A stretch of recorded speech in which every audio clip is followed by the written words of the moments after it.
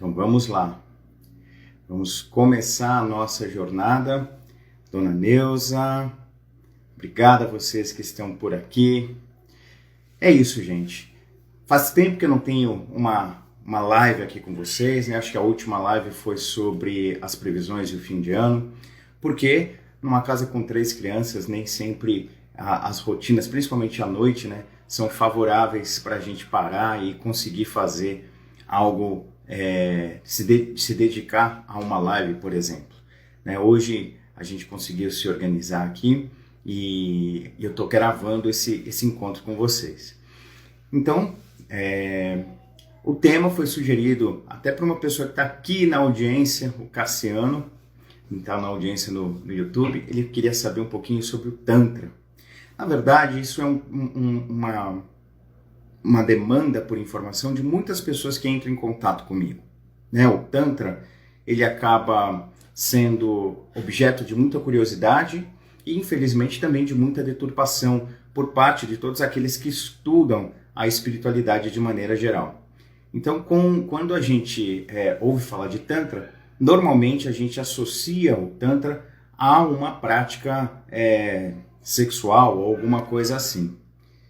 No entanto, a tradição do Tantra é algo que vai muito além disso, é quase que dissociada de um sexo ritualizado, ou sexo divino, ou sagrado, como muitas vezes as pessoas acabam achando. Então eu vou começar aqui com vocês a falar um pouquinho sobre o Tantra. Mais uma vez, obrigado a todos que estão chegando por aí. Então vamos lá. A tradição espiritual do Tantra, é difícil a gente dizer quando ela começou, tá? É muito difícil a gente entender quando ou saber quando ela começou. O que eu posso dizer a você é que ela é uma tradição tão antiga quanto a tradição védica, talvez até mais antiga do que a tradição védica. Essa questão da data, ela é importante para quem gosta de estruturar bem os seus estudos, para quem gosta de ter uma referência, para quem gosta de ter um certo fundamento, mas eu posso já deixar claro aqui, de antemão, que é uma questão muito, como é que eu vou dizer, controversa, tá? Se você for numa linha de estudo, você vai encontrar aí pessoas dizendo que o Tantra surgiu por volta ali do ano 100, 200 depois de Cristo. Outros vão dizer que já é uma tradição mais próxima de nós, do ano 1000 depois de Cristo.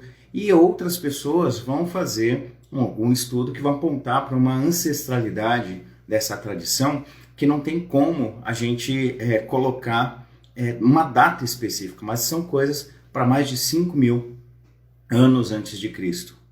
Tá? Então, como é que a gente vai lidar com isso?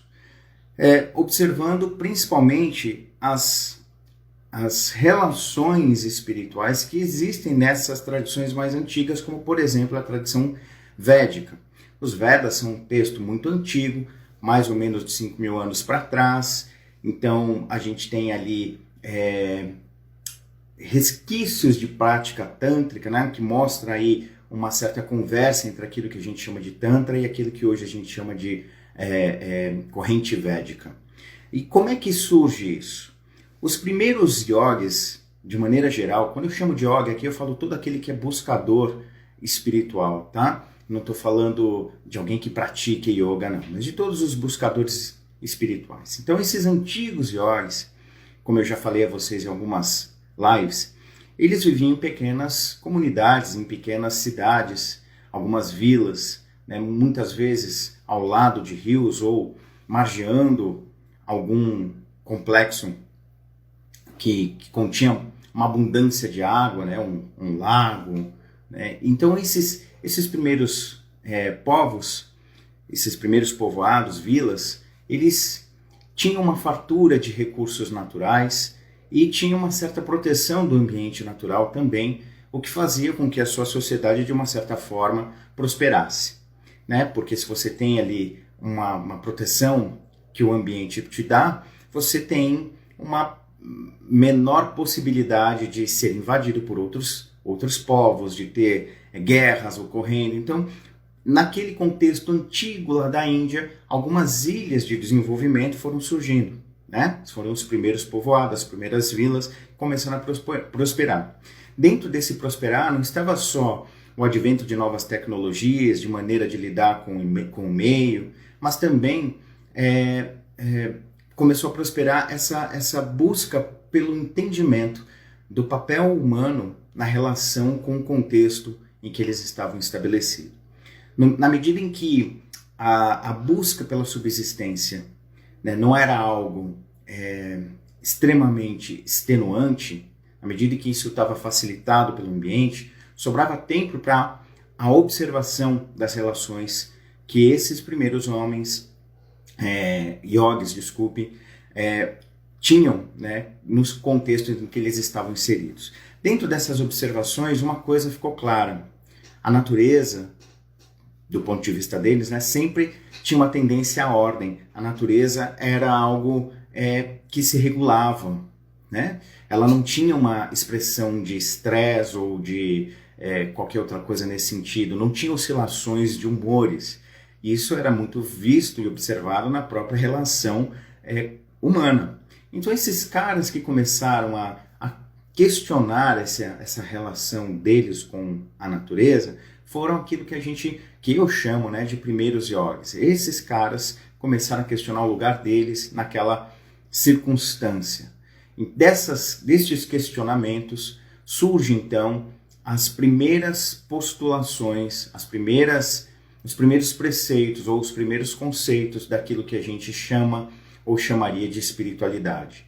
Tá joia? Num primeiro momento, essa experiência foi muito linkada com a própria natureza. Então, eles observavam no próprio vento uma força de divindade, no sol, na água, na própria terra. Então, eles começaram, num primeiro momento, a colocar nos elementos da natureza o papel de força espiritual, né? Com o andar da carruagem, né? Com o desenvolvimento dessas próprias civilizações, com o tempo, eles foram refinando esses conceitos, foram percebendo que, em verdade, as coisas eram muito mais internas do que externas, e eles começaram a ter um aprofundamento do entendimento deles com o mundo que os cercava.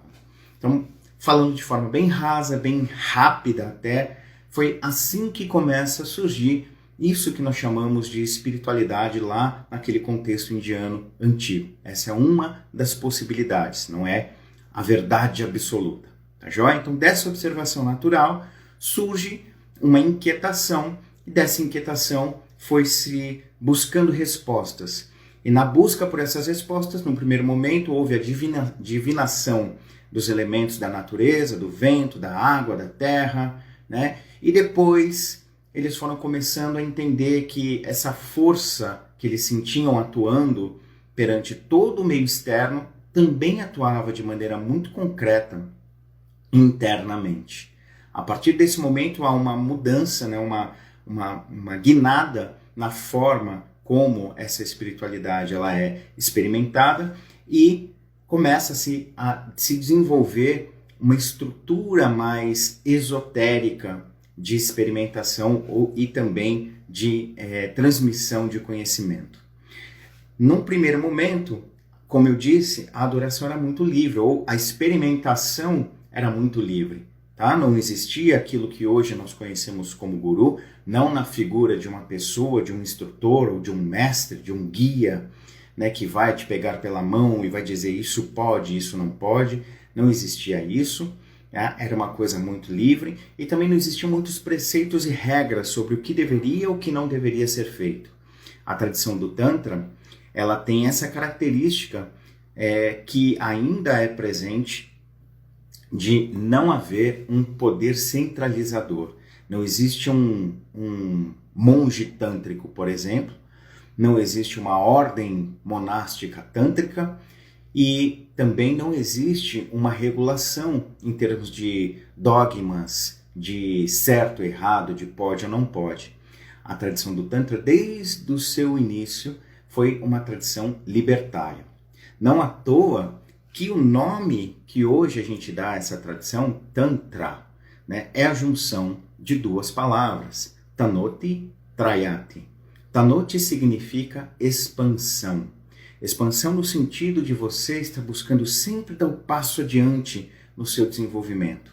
Expansão no sentido de você estar rompendo com as limitações que você ou absorveu ou criou. E Trayati significa liberdade ou liberação. Então, primeiro você expande a sua percepção, você expande o seu ponto de vista ou sua visão de mundo para conquistar uma liberdade, para conquistar a liberação de determinados modelos, padrões, paradigmas e por aí vai. Então, a essência da palavra Tantra significa isso. Uma tradução mais comum da palavra Tantra está ligado a como se fosse um tecido, as tramas entrelaçadas de um tecido, tá? O que faz um tecido existir, né? São os vários fios entrelaçados, dando uma noção aí, então, de correlação, de integralidade, de abrangência, tá? Quando a gente fala, então, de um tecido, a gente lembra, né? São vários fios entrelaçados e que juntos dão utilidade ou, né, a forma do que nós chamamos de tecido.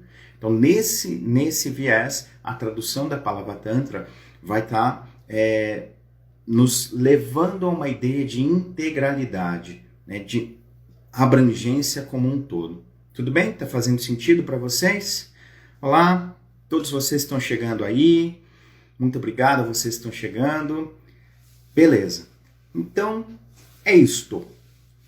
Tantra significa desde você ampliar as suas percepções, né, para que você consiga observar os seus limites, as suas limitações e gerar um impulso para transcendê-los e, a partir desse impulso, construir uma experiência mais livre. Essa é a essência da tradição do Tantra. Ela foi construída, como eu expliquei há pouco, através dessas experimentações. Ela não é uma tradição especulativa ou racional. Apesar de o racional, a compreensão, todas essas coisas serem utilizadas para explicar o que nós chamamos de Tantra, essas explicações ou essas racionalizações, elas são frutos de experiência direta.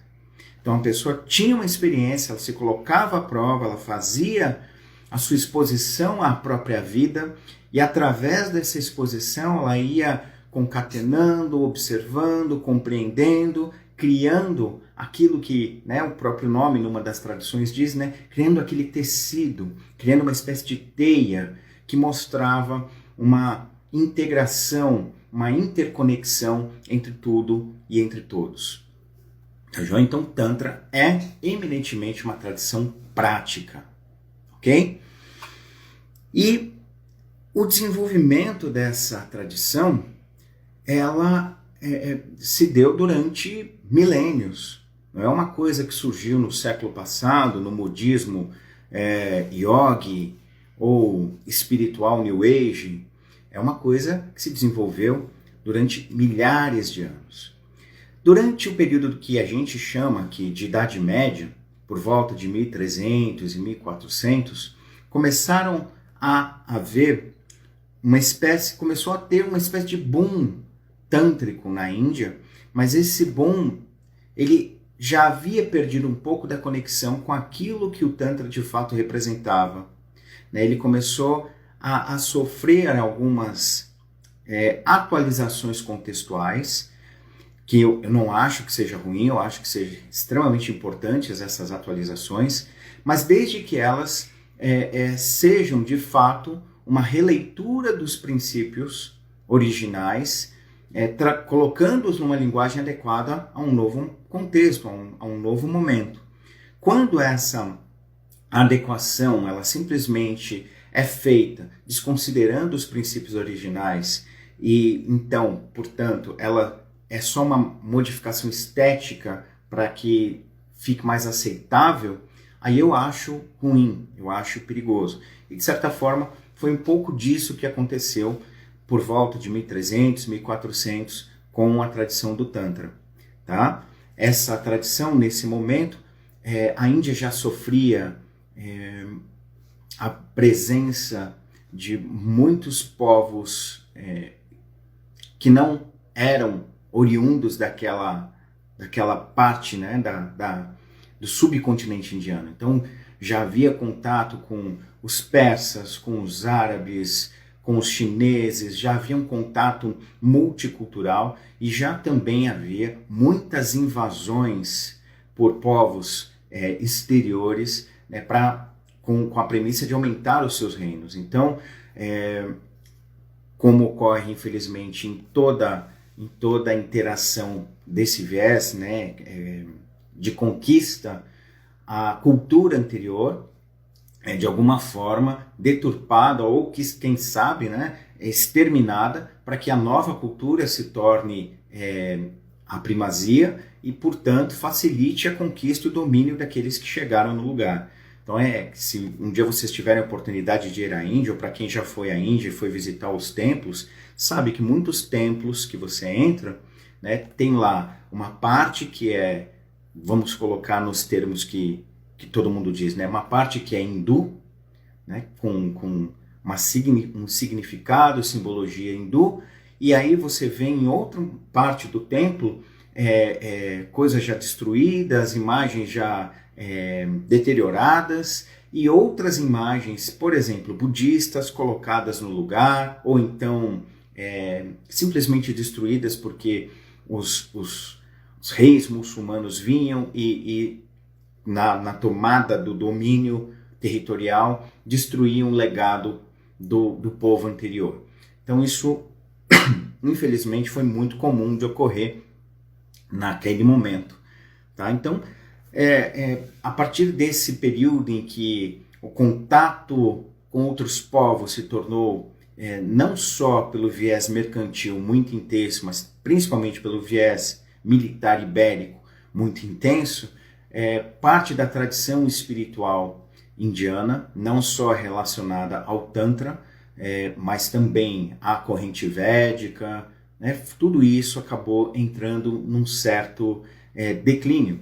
Né? Houve uma ruptura dessa continuidade de uma tradição cuidada, observada e principalmente experimentada, vivenciada por algo que era quase que como eu vou dizer, um apanhado, eu acho que, era assim que era dito, era assim que era feito, eu acho que era isso. Então começou a haver uma defasagem entre o que de fato era experimentado antigamente e o que eles sentiam ser experimentado naquele contexto, naquele momento.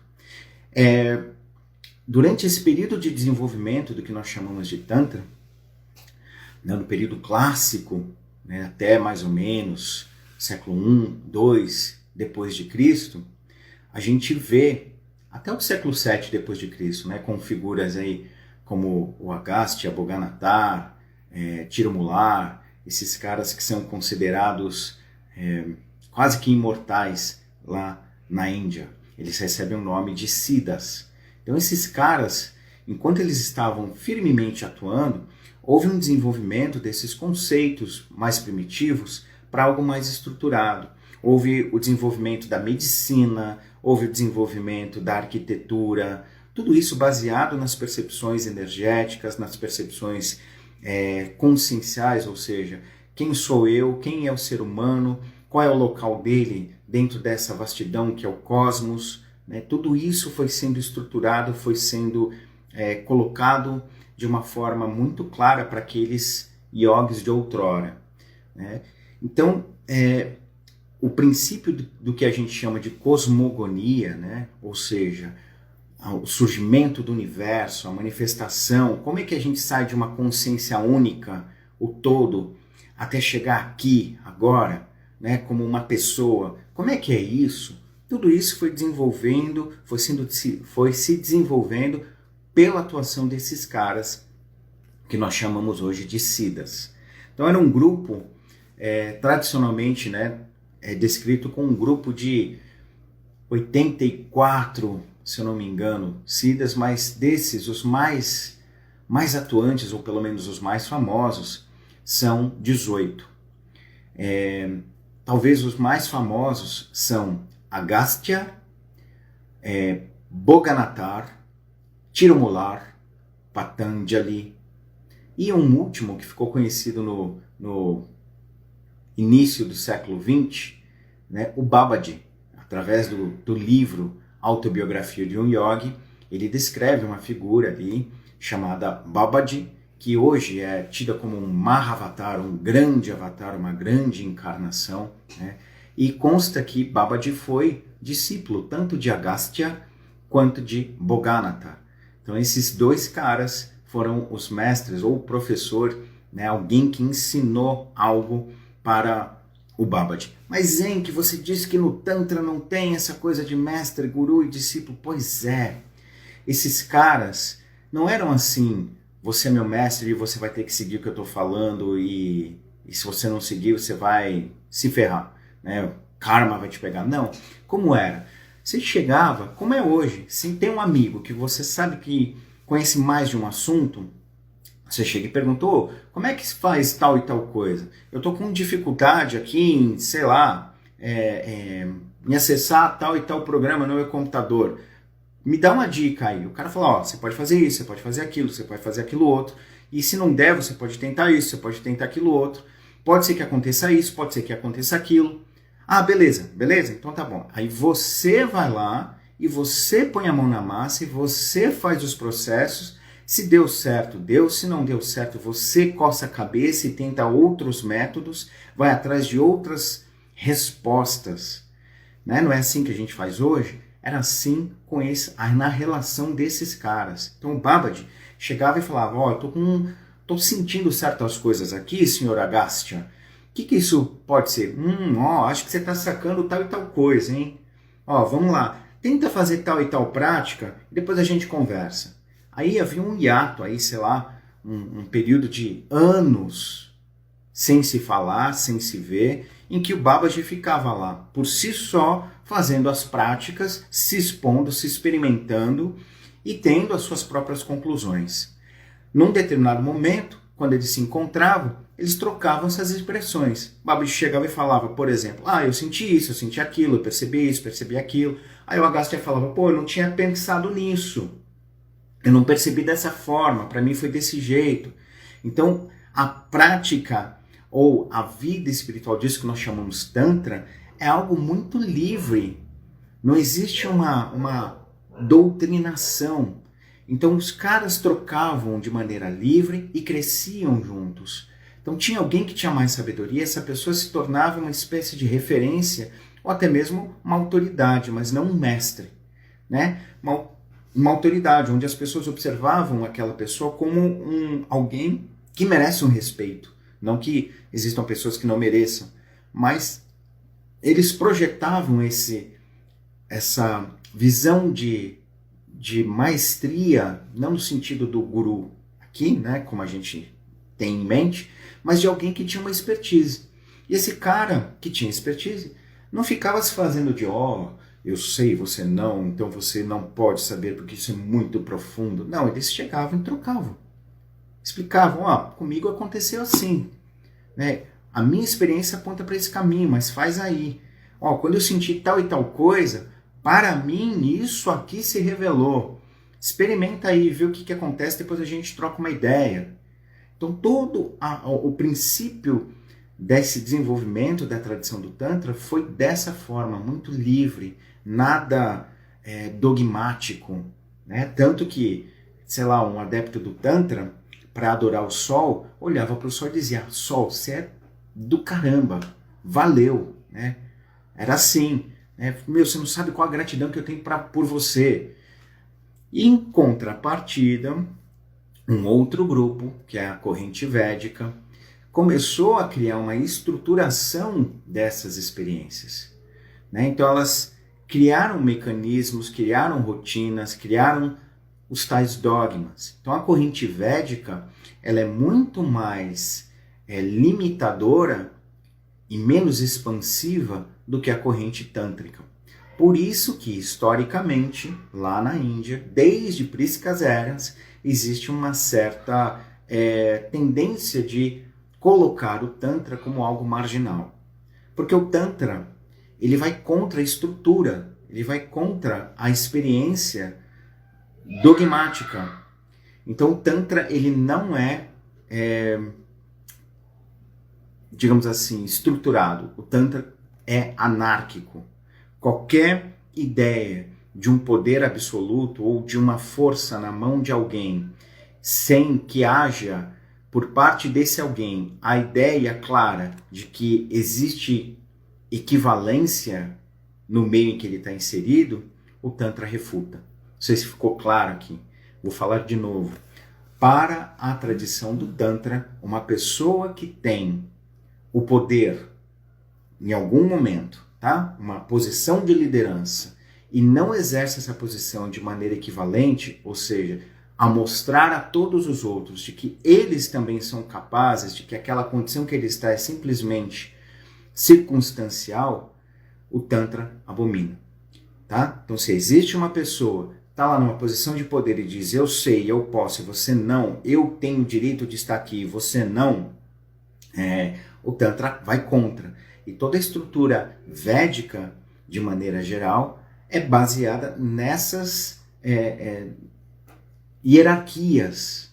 Então, você tem ali o sistema de castas que foi deturpado ao longo do tempo, mas eu não vou entrar no mérito disso agora, né? Mas na deturpação, o que ocorreu?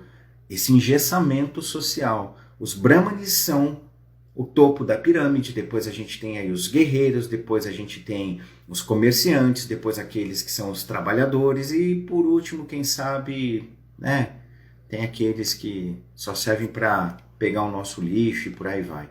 É assim a visão que os antigos e ainda hoje algumas pessoas na Índia têm com relação às castas. Tá? Então a tradição védica, de maneira geral, aceita essa hierarquização como algo natural e necessário. Então, do ponto de vista da tradição védica, tá? E aqui eu não estou dizendo que ela é boa ou ruim, nem que ela é melhor ou pior. Só estou colocando aqui a minha percepção e, na verdade, um pouco da percepção mais, que é um consenso sobre como ela está estabelecida.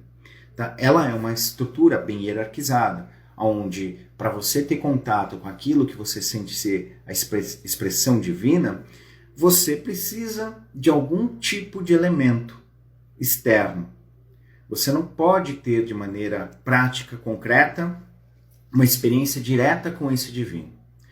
Ou você tem a graça desse divino, para você ter essa experiência direta, então não é você que foi até ele, ele te deu uma graça, uma bênção, tá? Você está sempre numa posição de subserviência, ou você fez algum ritual conduzido por algum sacerdote, ou você foi fazer uma peregrinação, ou você, entre aspas, pagou algum tipo de pedágio, tá bom?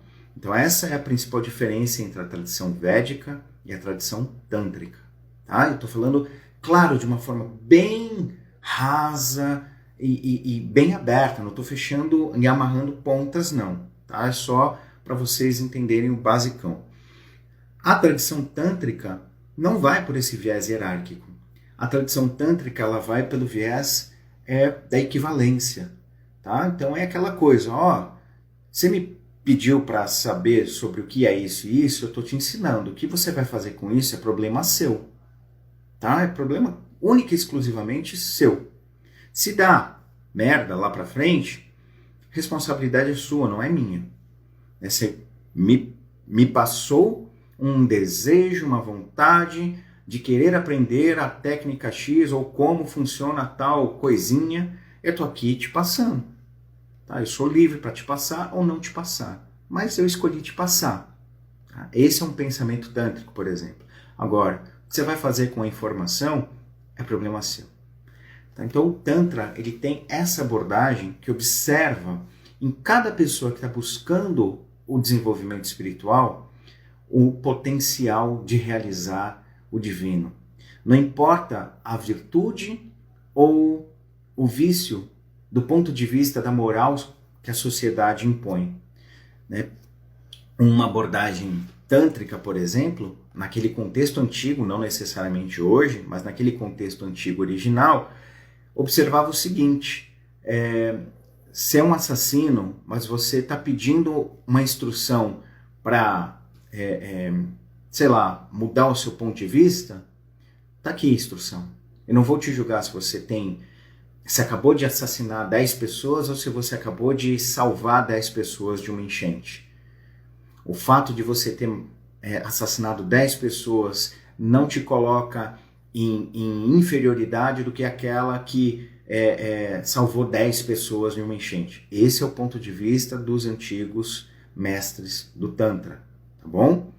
Então, eles não viam a capa externa, a circunstância das experiências que as pessoas estavam tendo com base no que esses caras observavam como sendo a ignorância. Tanto aquela pessoa que estava em virtude de acordo com os modelos sociais, quanto aquelas que estavam em vício, do ponto de vista desses mestres, eram ignorantes. Ignorantes por quê? Porque eles ainda não sabiam qual era a sua real natureza. Então, quando uma pessoa, nesse estado de ignorância, e que eu e vocês ainda estamos, chegava a um mestre tântrico, ele simplesmente passava a ferramenta. Você pediu a ferramenta? Está aqui. Vai lá, pratica. Depois a gente conversa. Esse é o viés da abordagem tântrica. Tudo bem? Está fazendo sentido para vocês? Espero que sim.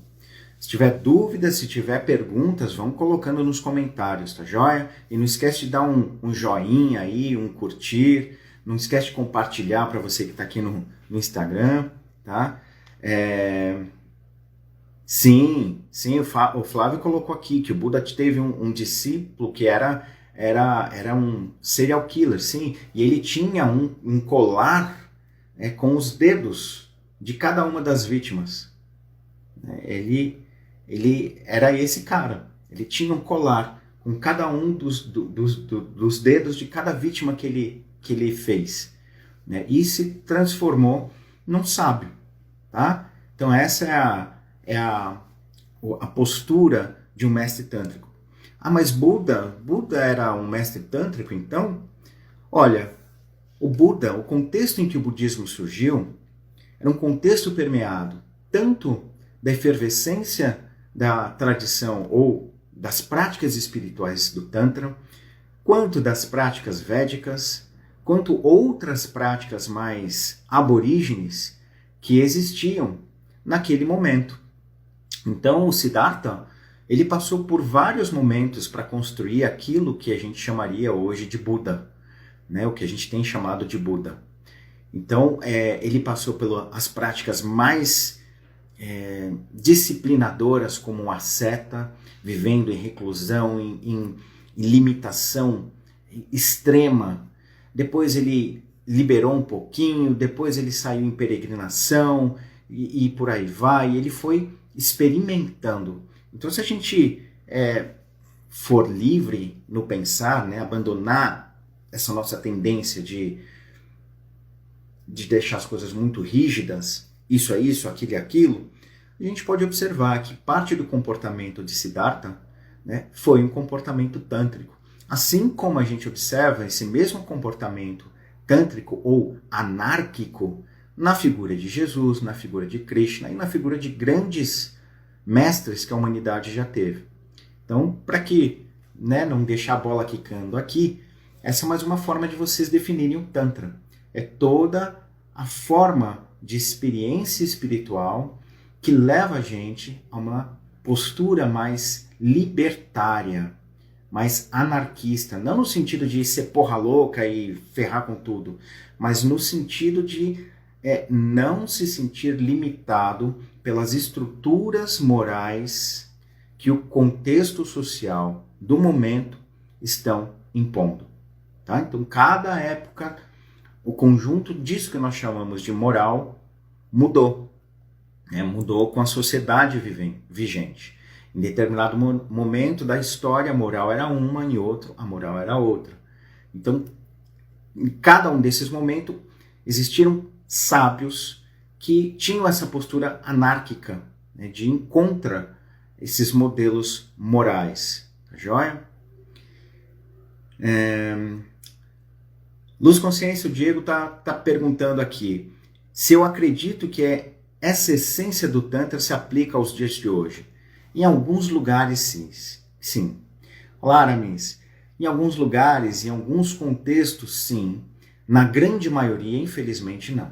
Hoje em dia, a grande maioria daquilo que nós chamamos de Tantra está associado ao que a gente chamaria, só como uma forma de distinguir, de tantrismo, né? Que seria uma forma de aplicar esses conhecimentos antigos de uma maneira, não vou dizer renovada, porque não sei se é uma renovação mesmo, no meu ponto de vista, isso é uma deturpação mesmo, falta de entendimento. Não digo que é má fé, mas eu só digo que é um pouco de ignorância mesmo, tá? Infelizmente, a maior parte do conhecimento que se tem do Tantra, ofertado hoje em dia no Ocidente, no Brasil, é muito raso e de fontes que já são deturpadas, de fontes em que já estão ali mexidas nessa estrutura. Então, o que eu posso dizer? Quando esses caras lá antigos começaram a estruturar de uma forma mais didática a experiência do que nós chamamos de Tantra, quando eles começaram a deixar uma espécie de referência em termos de guias para aqueles que não tinham a oportunidade de sair vagando pela Índia Antiga atrás de um ou outro mestre, né, eles começaram a criar os tais manuais. Esses manuais foram chamados de Tantras ou de Agamas, tá bom? O nome com que eles são chamados não importa. O que importa é essa visão.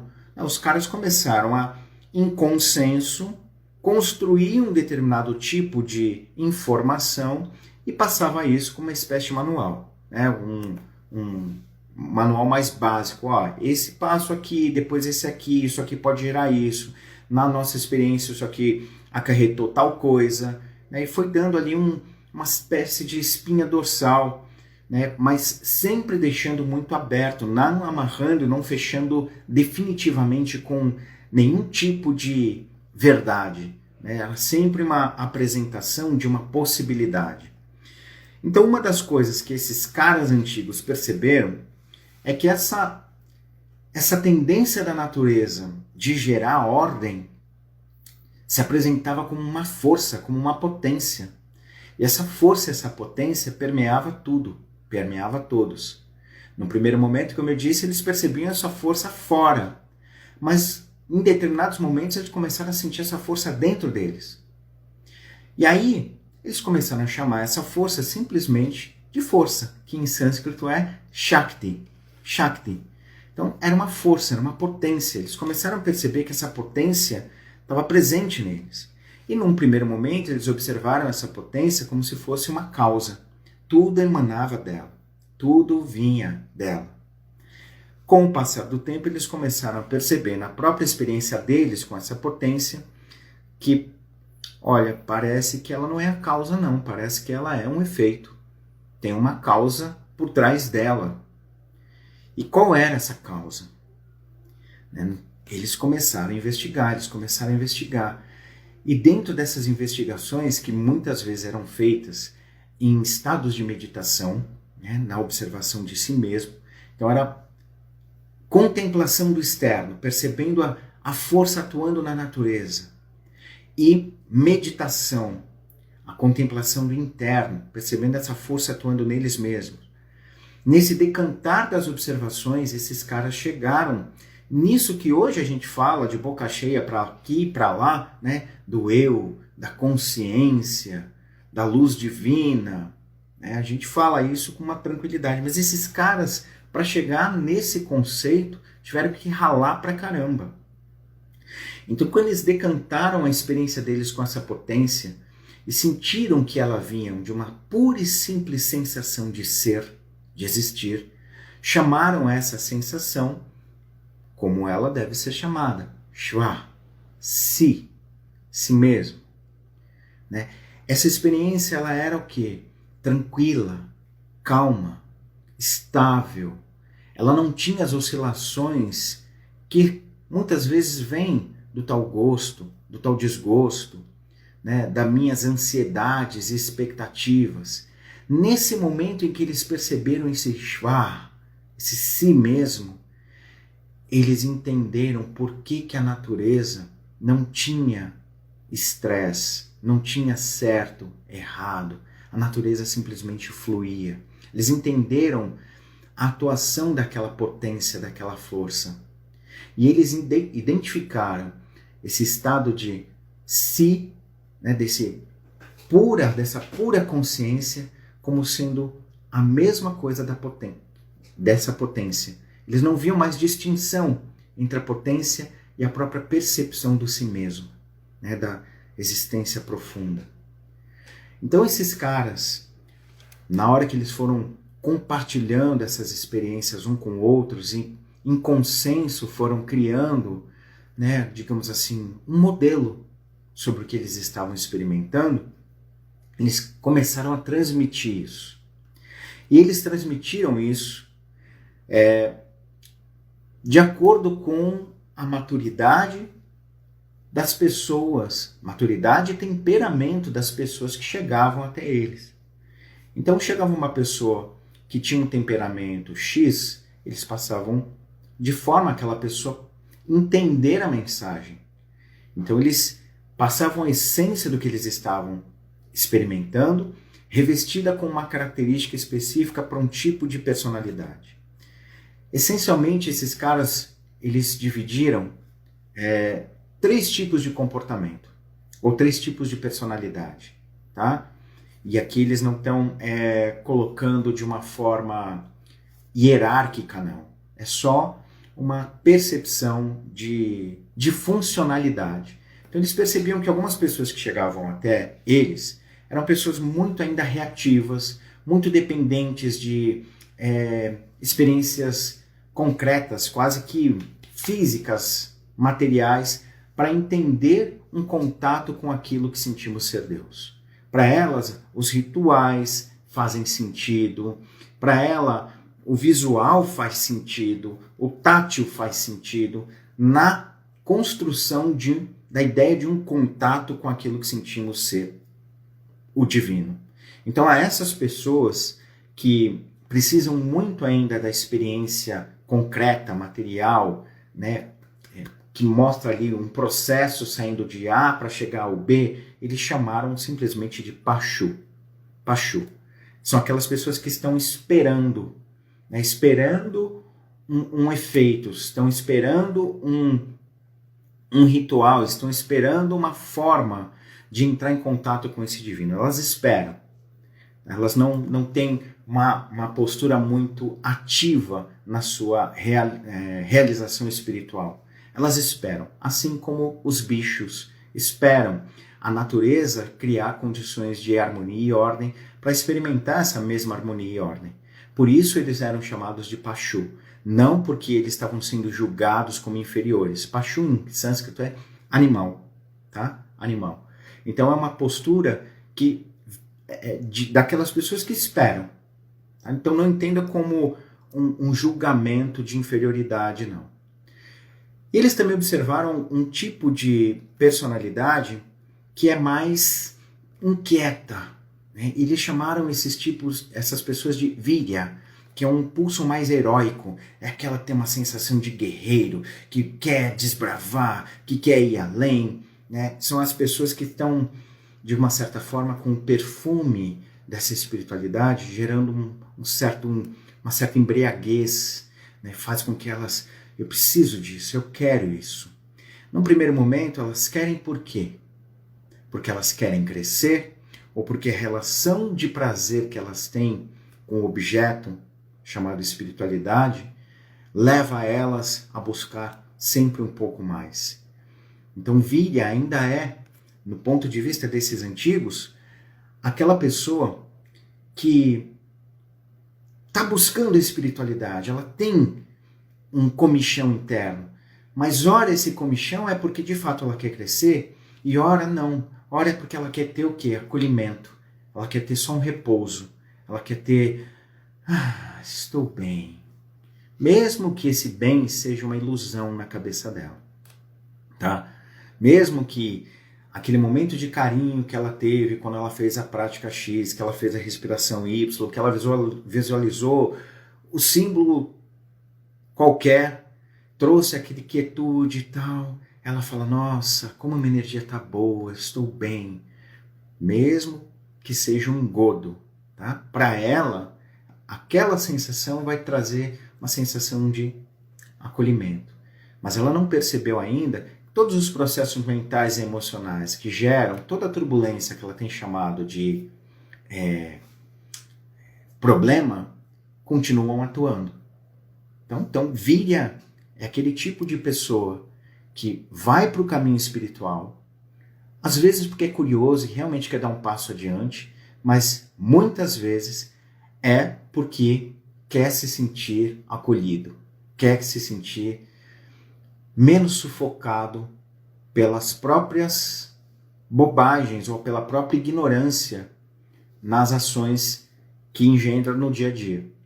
Tudo bem? Então esse era o segundo tipo de personalidade. E o terceiro tipo de personalidade que chegava até esses antigos era o que eles chamavam de Daiva, ou Daios, que eram os luminosos.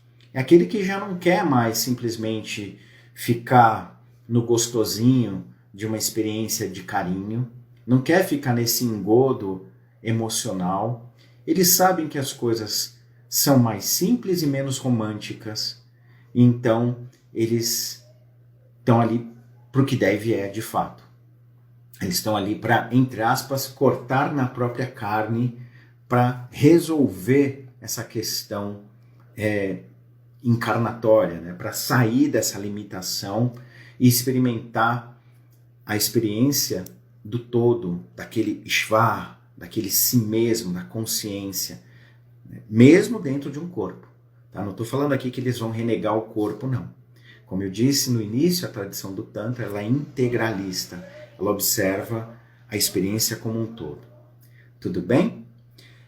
Tem mais algumas perguntas aqui. O Edith está perguntando por que o Tantra ficou associado também com o despertar da Kundalini. Já vou falar sobre isso. Deixa eu ver uma outra aqui.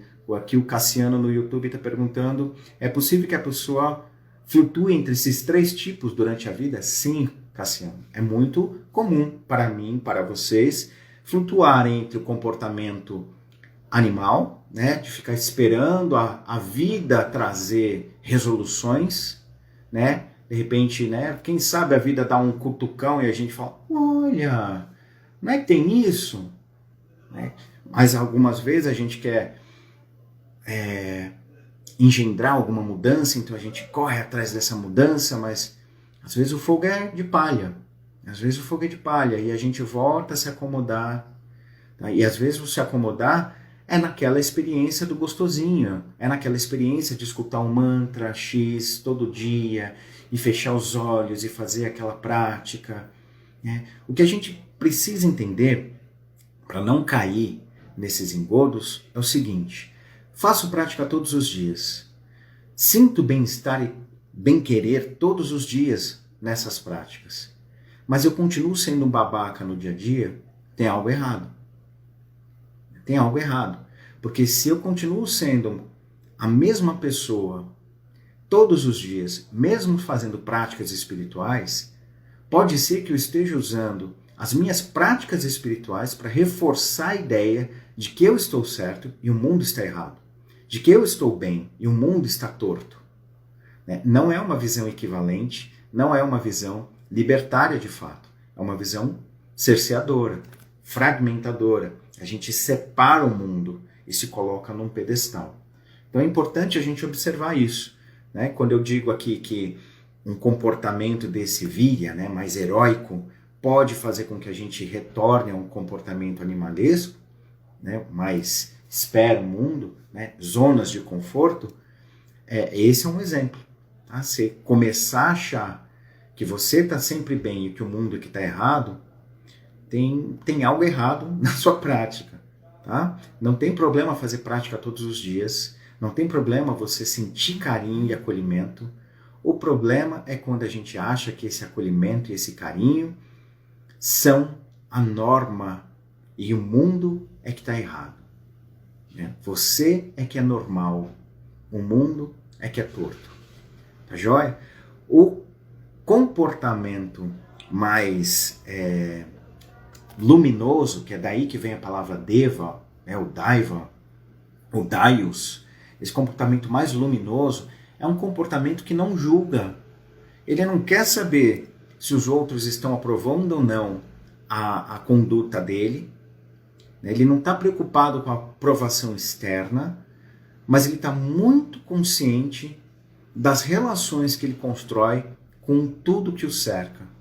Então ele busca observar a moral do contexto até o ponto em que ela não agrida a sua liberdade.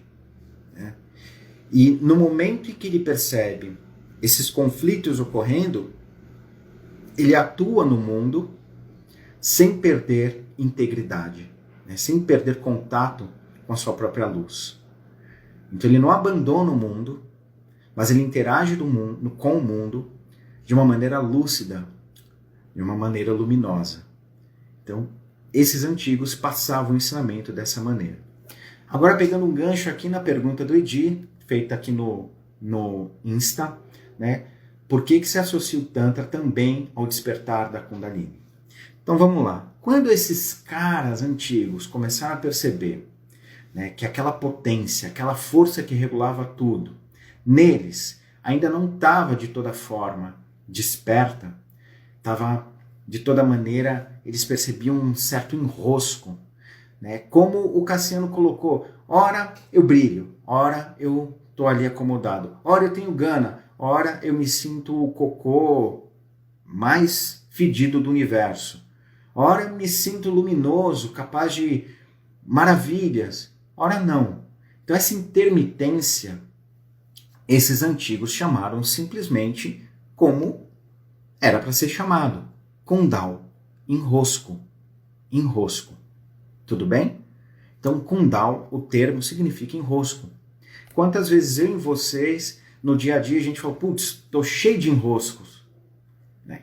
Normal, né? Uma percepção natural minha, sua, ou seja, é uma percepção natural da humanidade, das pessoas em si. Perceber que existem coisas que são travas, perceber que existem coisas que são lastros. E é isso que esses antigos perceberam, vários lastros. E dentro daquele processo de tentar se relacionar melhor com a Shakti, eles perceberam que esses lastros estavam associados às emoções, ou à forma como as emoções eram experimentadas, para ser mais correto aqui. Então eles chamaram esses enroscos, por estar associado à presença dessa potência, e essa potência era vista como ela tem, né, gramaticalmente, ela tem uma associação com o feminino. Tá? Não é que é uma energia feminina, não. Tá? Potência. Eles chamavam então de feminino. Né? Assim, dava uma intenção de ser um artigo feminino, não um artigo masculino. Então, eles passaram a chamar os enroscos, né, de acordo com essa observação, Kundalini, né, feminino, né, proveniente de quem? Da Shakti. A Shakti, a potência, está encontrando enroscos. São os enroscos que fazem a minha potência ser intermitente. Então, quais são esses enroscos? De novo, são a forma como eu me relaciono emocionalmente com tudo que me cerca. Algumas emoções podem me dar impulsos de desenvolvimento, outras vão me refrear. Algumas podem me dar vislumbres de resoluções e outras podem me confundir. Então, através da percepção dessa estrutura interna, esses yogis chamaram Kundalini. Então eles diziam que o potencial que nós temos está dormente e precisa ser realizado. Então, como esses caras construíram um caminho para realizar esse potencial? Tá ficando claro para vocês? Está fazendo sentido isso que eu estou explicando? Eu expliquei os 3 tipos de padrões. Então, esses caras, para mostrar a cada um desses tipos de padrões de consciência, o Pachu, o Virya e o Dayus, eles criaram sem números de ensinamentos ou métodos, tá joia? Mas o mais elementar, o mais essencial é esse que eu vou falar agora para vocês. Eles observavam que essa potência está dormente, seja no cara que tem mais clareza na sua ação, seja no cara que tem o ímpeto, seja naquele que só espera, que está acomodado, que precisa de cutucão para fluir. Então, esse estado dormente, eles diziam que precisava ser realizado com a construção de fundamentos, de bases para uma jornada espiritual lúcida. Ninguém vai conseguir despertar essa potência, entender a relação com essa potência, sem que haja um fundamento, uma base para essa relação se desenvolver. Então eles começaram a perceber o seguinte: tudo aquilo que gerava lastro, as emoções, fluíam em nós como tendências. E são sem números de tendências, são muitas tendências. Então, eles diziam e observavam que essas tendências fluíam. E o termo que em sânscrito é dado para o fluir, é nadi. Nadi é fluxo. Nadi, fluxo. Então eles diziam, existem muitos fluxos do quê? De tendências emocionais. Não é um riozinho de luz, por exemplo, ou qualquer outra coisa que hoje as pessoas normalmente associam. Então, Nadi o que é? Um fluxo de tendências emocionais. Normalmente tendências emocionais que têm uma similaridade de função, de atuação. Elas acabam se unindo para que haja menor esforço na sua realização, na sua experimentação. Tudo bem? Então esses caras começaram a perceber esse monte de tendências emocionais. Às vezes com nuances muito pequenas entre uma e outra, e às vezes com características muito diferentes entre uma e outra.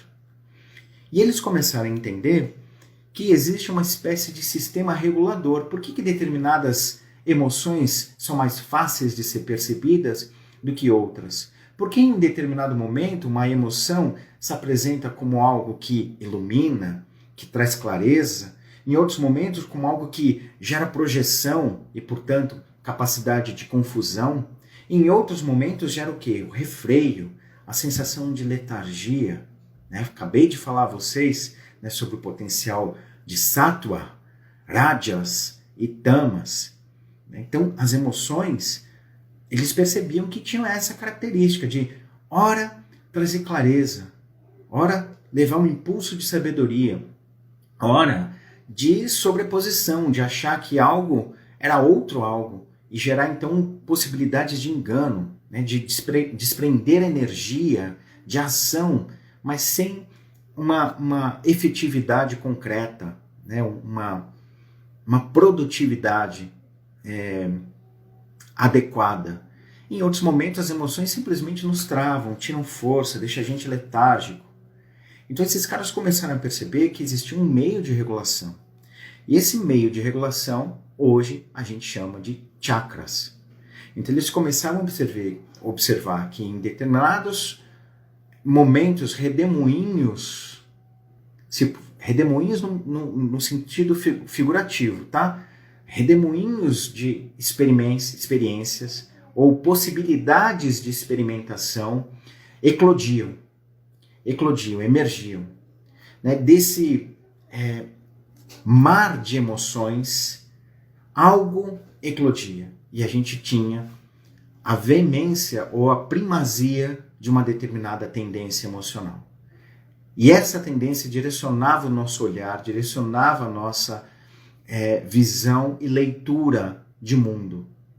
Foi aí que eles criaram o que nós chamamos de sistema de chakras, tá? Tô falando de forma bem rasa, nada profunda. Isso eu gasto no mínimo 8 horas para explicar no curso que tenho sobre os chakras, tá bom? Então é bem raso aqui, só para poder passar uma informação mais básica a vocês, para dar possibilidade de entendimento de um ponto de vista diferente sobre o que são os chakras. Tudo bem? E o que são os nadis também. Então, dentro dessas efervescências emocionais, um sistema de regulação surgiu, que são os chakras. E os chakras, eles têm o papel de emergir, fazer aflorar a tendência emocional que está mais forte, que está pedindo mais atenção. Isso vai ser como? Fazendo com que a gente chore copiosamente, ou que a gente tenha uma raiva absurda, ou um desejo incontrolável? Não. O chakra vai fazer com que a gente experimente no dia a dia situações, contextos, e que em determinados caldos emocionais, que são muito pertinentes àquelas variações emocionais, para que a gente tenha a possibilidade de compreensão, de ao se expor àquela experiência, gerar, talvez, no mínimo informação, quem sabe, sabedoria. Tudo bem? Então o papel dos chakras é fazer com que a gente perceba no contexto prático em que a gente está inserido aquelas tendências emocionais, muitas vezes com roupagens diferentes, de maneiras diferentes, mas que são tendências que estão pedindo atenção para que, na experimentação dessas tendências, a gente construa algum tipo de sabedoria. A gente se liberte. Lembra? Tantra, Tanoti. Eu expando a minha percepção. Trayati, para me libertar, liberar. Então, o que é o tal despertar da Kundalini? É uma serpente que vai subir pela sua coluna, te trazendo luzes, choro, movimentos involuntários do corpo? Não. O despertar da Kundalini, de forma prática e bem natural para mim, para você, é a observação no dia a dia desses modelos emocionais que tendem a se repetir, seja com roupagens diferentes ou não, né? E através da busca lúcida por compreensão nessa exposição emocional, desatar as dependências ou identificações que a gente tem com esses valores emocionais. É drenar a força desses pulsos, para que assim a gente se liberte. Então a Kundalini são enroscos. Despertar da Kundalini é acabar com os enroscos. Tudo bem? Então, sem estresse, sem autoculpa, de forma muito tranquila, observem vocês aqui e agora. O quanto a gente é bobo, babaca, por não dizer, em muitas coisas. Em como a gente repete comportamentos, em quantas vezes a vida apresenta a nós situações, entre aspas, recorrentes, né? Que no final a gente observa que tem a mesma estrutura emocional, só está com uma roupagem diferente. Quantas vezes isso ocorre? Aí no momento que a gente compreende determinada tendência, ou quem sabe apenas uma nuance dessas tendências, a gente se sente o quê? Naturalmente, mais leve, mais livre, mais solto. Então não é uma sensação necessariamente de coluna sendo apertada, uma sensação de calor, né? Não. Às vezes é aquela coisa até meio dolorosa que vem quando você de repente saca que você foi um babaca. Aí você tem aquele, nossa, nossa, ai. Aí na hora que você percebe essa sua, né, fui babaca todo esse tempo, nossa, que merda que eu tava fazendo. Na hora que você tem essa percepção, vem a dor, mas vem também caramba, não tem sentido fazer mais isso. me libertei, fui além. Entende? Então, o despertar da Kundalini é ampliação da percepção daquela consciência do Sva, do si mesmo. Tá? Então, é o fluir da sua potência. É você não deixar ele preso, refreado, sem estresse, sem autoculpa, sem julgamento excessivo sobre si mesmo, mas como exercício de discernimento. Perceba nesse momento quantas coisas você tem na sua experiência prática, aí, emocionalmente falando, um freio de mão puxado. Seja na relação amorosa que você tem com alguém, seja numa relação de amizade, ou com o seu, sei lá, cachorro, com o seu celular. Perceba que pode ter, em alguma relação que você está tendo, nesse momento, um freio de mão puxado. Uma restrição, baseado em algum tipo de crença, baseado em algum tipo de achismo, ou na interpretação de determinadas emoções como sendo no viés tamásico, aquele que deixa a gente em letargia, que faz, não, isso não vai mudar, isso é desse jeito mesmo, a pessoa é assim, eu sou assim. Ou então é no viés rajásico, né? De, isso aconteceu por causa daquilo, vai ser muito difícil aquilo não acontecer de novo. Vocês entendem? A gente vai criando, vai projetando, vai imaginando. Quando a gente vê, a gente criou toda uma historinha tão bem amarrada que está ali impedindo a gente de dar o passo adiante. E aí a transformação para um viés mais sátrico ou luminoso, que traz clareza, é o tal despertar da Kundalini. De novo, não é uma energia que vai subir pela sua coluna, isso é uma analogia. Não que as pessoas não sintam isso, podem sentir por associação, podem sentir, tá tudo bem. Tá? Mas lembra, você como consciência, a sua real natureza não está na coluna, não está no topo da cabeça, não está no centro da testa, nem no coração. Está em tudo. Você como consciência não tem uma forma pré-definida. Mas eu estou dentro de um corpo, Enki, então precisa ter algumas referências. Tá, precisa ter algumas referências, mas essas referências não necessariamente são dogmáticas. Você pode sentir, de repente, a repercussão de uma sacada profunda de algo, a resolução de uma carência emocional, como um formigão no dedão do seu pé, por exemplo. Nada impede que seja assim. Nada impede que seja, sei lá, um choro forte também, né? O que eu quero deixar claro aqui a vocês, que o tal despertar da Kundalini muitas vezes não gera sensação física nenhuma, mas te traz uma sensação psíquica, emocional, de leveza e de amplitude, de abertura, tantra, expansão e libertação, liberação. É isso que a tradição prega. Há pouco então eu disse a vocês que esses antigos caras diziam que precisava de bases para o desenvolvimento dessa tal espiritualidade, por esse viés tântrico. Então a gente vê aí nos textos escritos de maneira esotérica, porque em determinado momento esses caras começaram a perceber já a deturpação ocorrendo, então eles começaram a escrever uma linguagem mais escondida, né? Uma linguagem esotérica, como a gente diz. Então eles falam, olha, essa tal Kundalini está dormindo na base da coluna.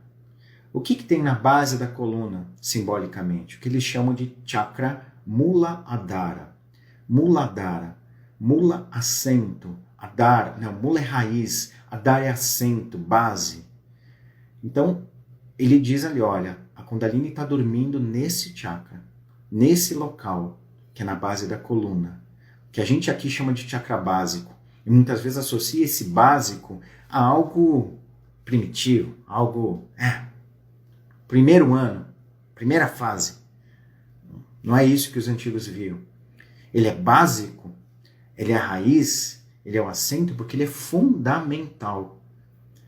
Então o chakra básico, lá na coluna, é visto por esses antigos como o local onde a gente toma posse da nossa humanidade, local onde a gente abandona os traços mais primitivos, reativos, animalescos, né? De viver só de impulso do externo e reagindo a esses impulsos sem discernir, se deixando levar.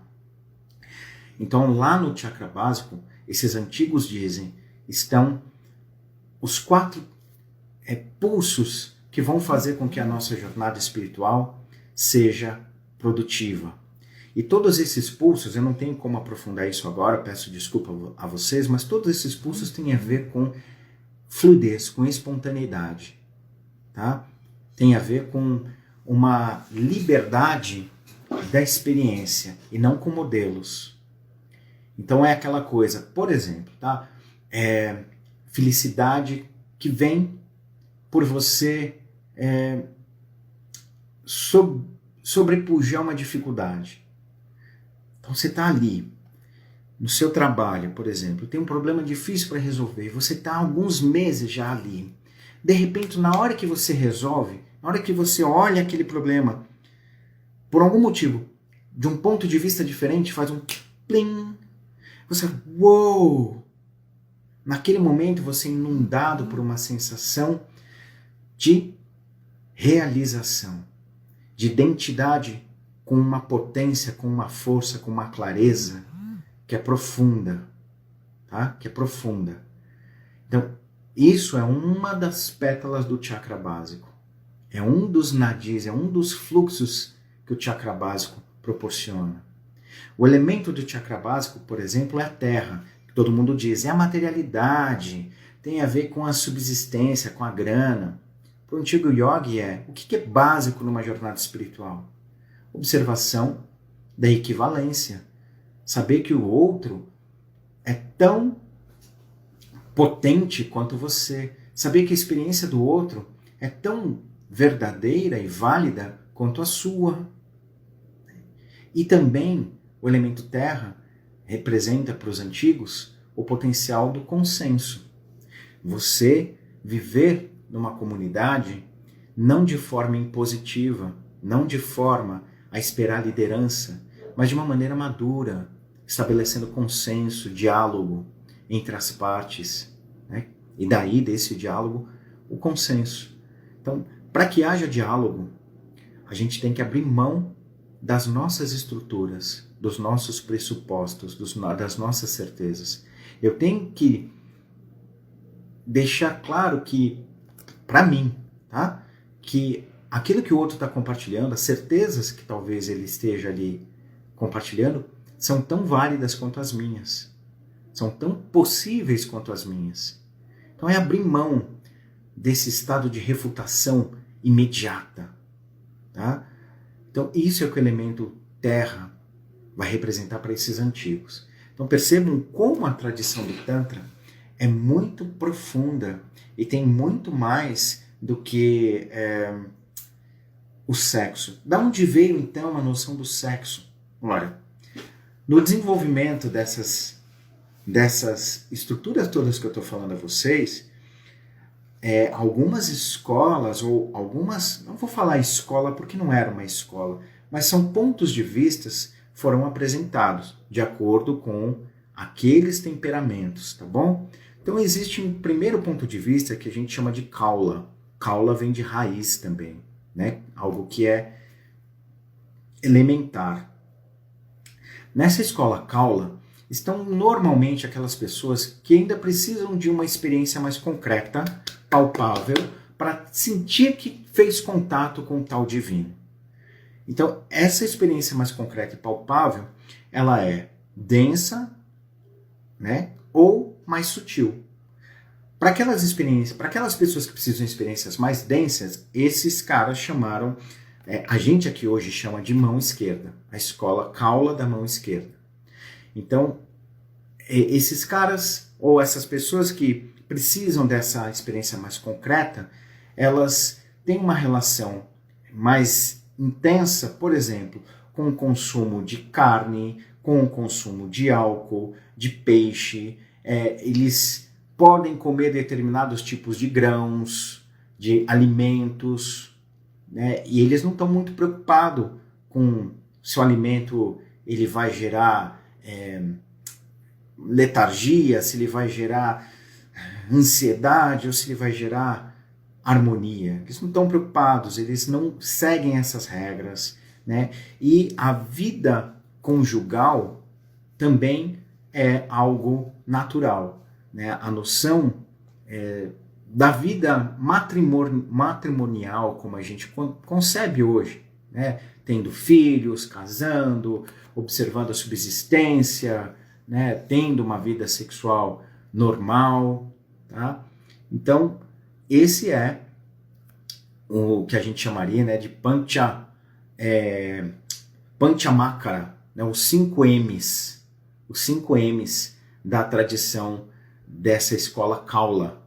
Os 5 M's vêm de Madhya, Mamsa, Matsya, Mudra e Maituna. Ah, Maituna. Todo mundo, né, fala que o sexo tântrico é Maituna.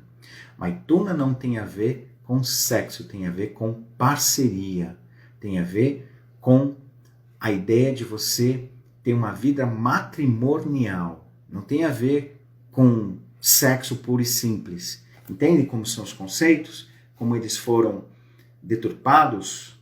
Tá? Então, esses 5 Panchamakara, né, esses 5 M's, Maituna significa a vida matrimonial. Essa vida normal que as pessoas casadas têm. Tá?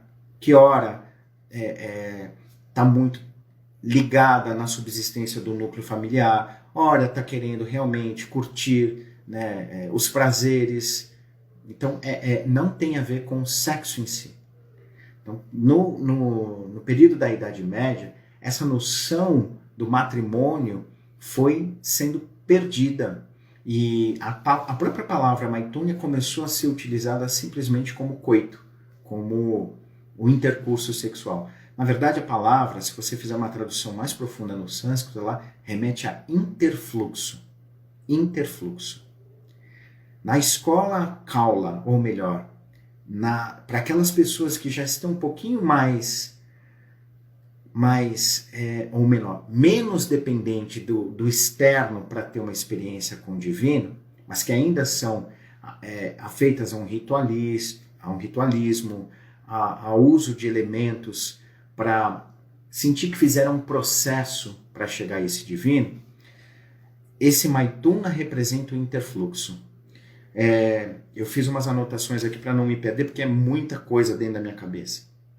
Então, na escola dita de mão direita, o Madhya, que seria o álcool, né, para aqueles da mão esquerda, vai representar o Amrita, que é aquele néctar da imortalidade que é secretado pelo chakra Bindu, por um chakra que fica aqui, tem um simbolismo aí, né?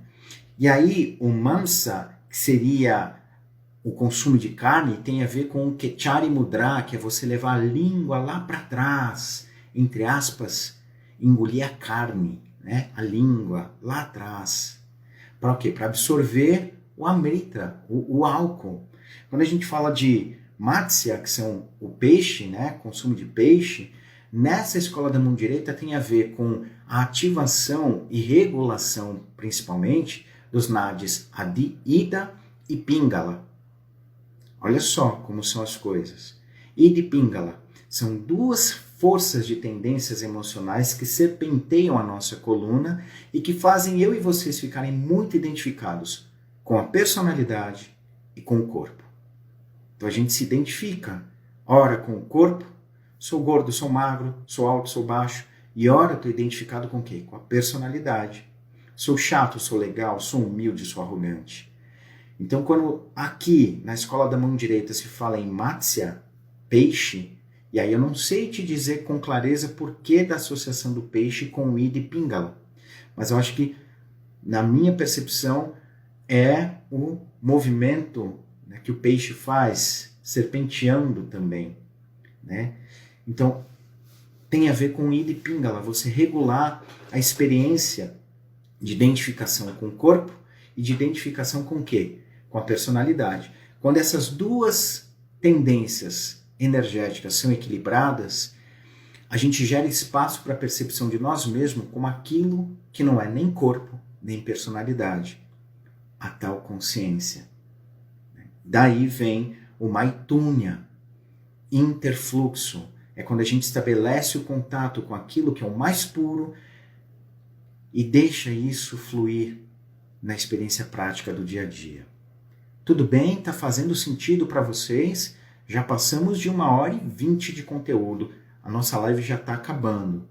Eu vou pegar aqui um comentário do Edi, em que tem uma escola na Índia que se chama Laya Yoga, que diz que conduz seus praticantes à autorrealização. O porquê desse surgimento de escolas e até da Hatha Yoga Tântrico? Vamos lá. Laya Yoga, ela é a prática, é a parte do Tantra que fala exatamente dos nadis e dos chakras.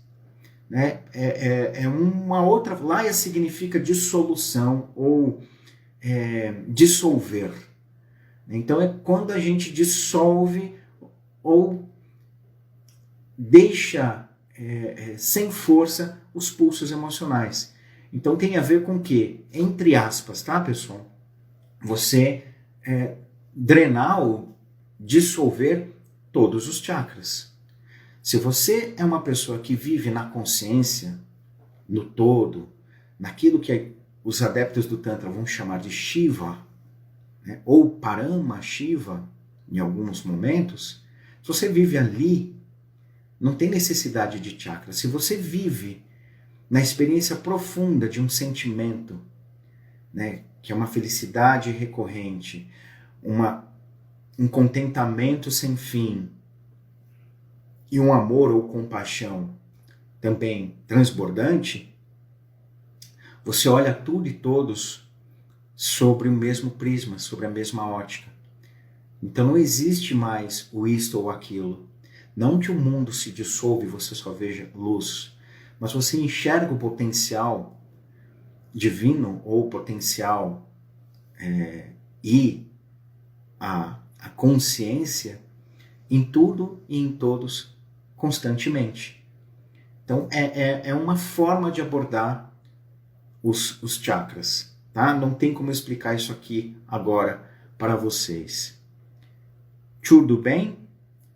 Então, essa deturpação de Tantra e sexualidade, ela vem por conta dessa falta de entendimento dos termos que vêm lá do sânscrito em si e das estruturas das próprias bases dessas escolas, entre aspas, escolas que formam aí o que nós chamamos de Tantra. Então essa escola Kaula, como eu disse, é a mais básica, é a mais elementar, né? Aquilo que é a raiz, por onde algumas pessoas vão começar.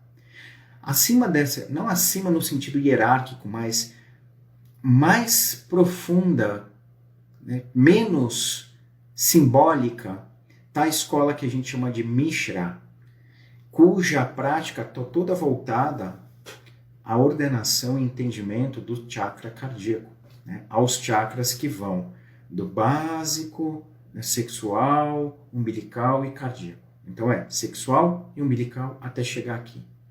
Então esses dois chakras eles estão ligados a aspectos da experiência emocional que eu não tenho como falar aqui agora.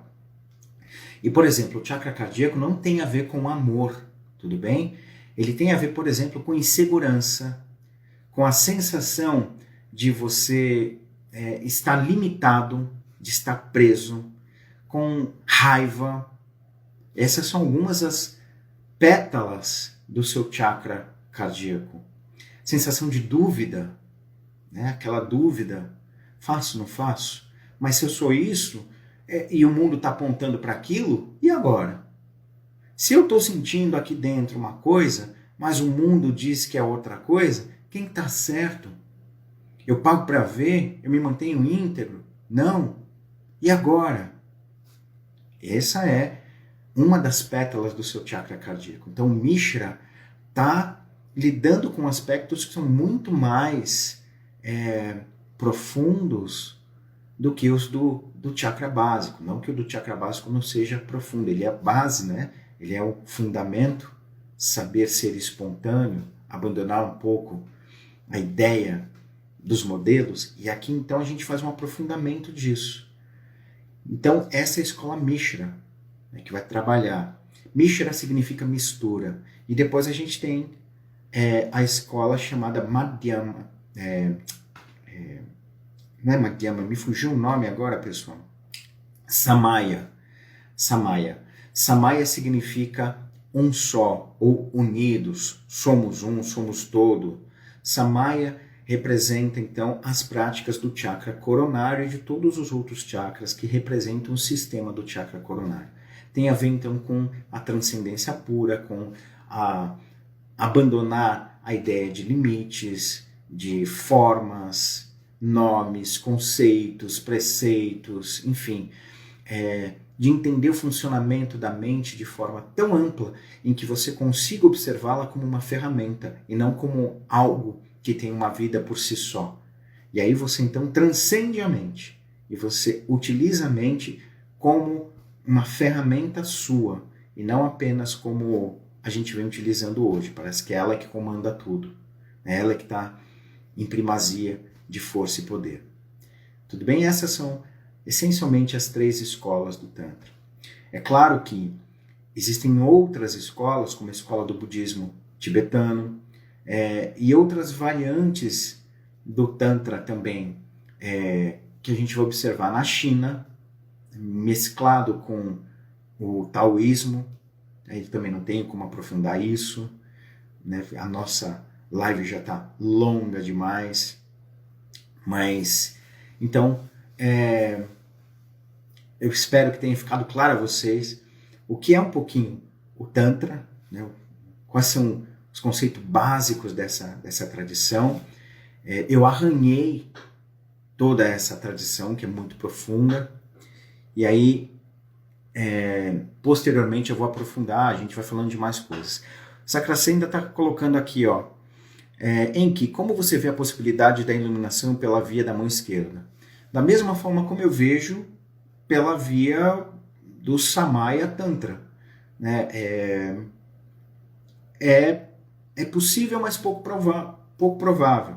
Talvez aquilo que a gente chamaria de iluminação, dentro desse viés mais metódico, signifique num primeiro momento a percepção de uma profundidade de experiência que a gente ainda não consegue nem vislumbrar. Para uma pessoa que está muito ainda presa a determinados padrões de relação com aquilo que a gente chama de Deus, né, do divino, quando você tem uma experiência que te mostra que esse divino é muito mais amplo do que você imaginava, isso pode ser interpretado como um estado de iluminação ou de realização que é profundo, mas que com o passar do tempo, a pessoa que teve essa sacada ou essa experiência vai começar a enxergar outros pormenores, outras possibilidades, e aí vai dar um passo mais profundo. Eu acredito, na minha visão, não é uma verdade, tá? É a minha ideia aqui, né? A minha experiência aponta para esse caminho, né? De que a gente vai dando esses passos cada vez mais largos, mais amplos. Isso até vai de encontro com o que a palavra Tantra significa, né? Expandir e liberar. Expandir e liberar. Então você amplia e depois abandona. Amplia e abandona. Amplia e abandona. Espero que eu tenha te respondido. Sugestão do Edi. O porquê da deturpação do que chamam de Kama Sutra. Cara, eu não sei nem de verdade se vale a pena falar sobre isso. Porque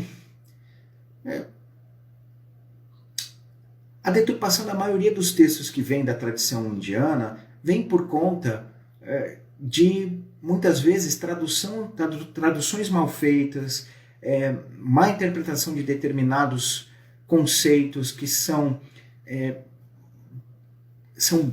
mais entendidos de fato por quem estava no contexto, por quem vivencia aquela tradição a fundo.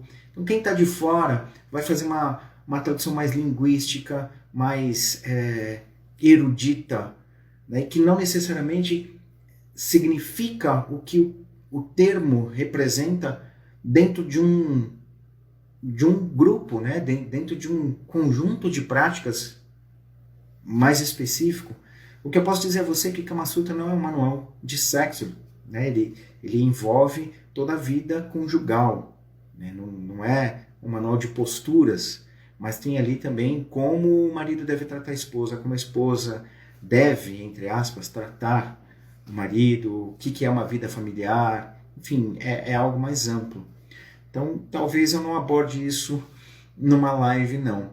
Apesar da sugestão ser interessante, eu particularmente não sinto que isso vai valer a pena, não vai levar a gente a nenhum tipo de entendimento mais profundo, só vai ser curiosidade mesmo. Bom, gente, 1h30 de encontro.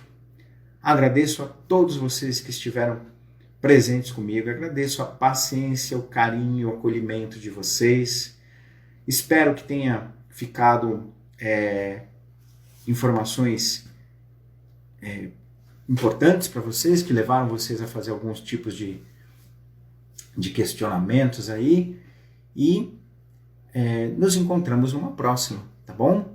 Em janeiro agora vai ter mais uma versão da nossa jornada Despertar, tá? Que é aquele encontro em que eu faço mostrando aí uma possibilidade para as pessoas que querem iniciar uma jornada espiritual mais lúcida. Então eu vou dar aí algumas ferramentas para que isso ocorra. Então, se você tem interesse em aprofundar a sua jornada, se você quer ter uma experiência mais lúcida, entender a diferença entre espiritualidade e religião, porque às vezes você, mesmo se dizendo espiritualista, né, pode estar tendo uma postura religiosa e nem está percebendo. Mas se você quer entender um pouco mais o que raios é essa tal espiritualidade, se prepara, porque em janeiro já vai ter mais uma edição da Jornada Despertar, que é um encontro gratuito, tá? Online, totalmente online, que vai dar aí uma base para você desenvolver a sua jornada. Beleza? Muito, muito, muito obrigado. Até daqui a pouco, Fora do Corpo. Namastê.